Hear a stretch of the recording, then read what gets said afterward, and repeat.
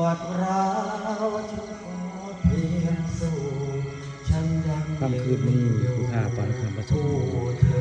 มาบนดินคาเฟ่ของเจ้าวัดเรือเจ๊จ้อยนะเจ๊จ้อยปานข่าแล้วก็นักร้องเพิ่นครับแล้วร้องเดียวได้นักร้องเดียวได้คือพวกคนบ้านมุขคำได้เหมือนเป็นนักร้องสายเดียวได้สุดเงาคนได้เป็นหมักเพลงเงาได้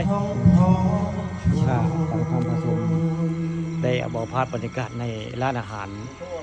เจ๊จ้อยมาให้เบิ่งมาชมเลยนี่คือภาพบรรยากาศแสนจะโรแมนติกกัน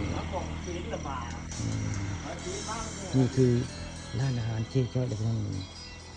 บรรยากาศแสนแซ่บชิคักพี่น้องอากาศก็บ่ร้อนบ่หนาวได้มื้อนี้ค่ำคืนมื้อนี้ลูกค้าปานคำประชมได้มาคาเฟ่ของเจ๊จ้อยพี่น้องมื้อนี้เจ๊จ้อยเพิ่นบ่ได้อยู่ได้อันพ่อเพิ่นมานอนเข้าร้านอาหารมื้อนี้ร้านอาหารคาเฟ่เพิ่นได้นี่ลูกค้าปานคำประชมมาฟังเพลงเดี่ยวเลยพี่จานเลยพี่จานโคกคนบ้านวงคำตำบลนาการเลยร้องเพลงสุดเศร้า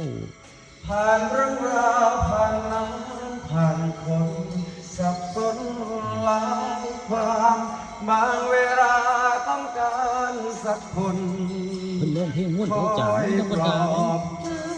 เป็นนักบวชกับเป็นนักร้องไม่ธรรมดาการพูดกันเองทั้งร้องทั้งหัวเพื่อนทั้งร้องทั้งหัวจานไม่เป็นธรรมดาทุกจานเนี่ยจานโคก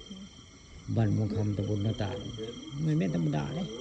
ร้องเพลงกับกิ่งเพื่อนเนี่ยบวชกับเทศกับขับ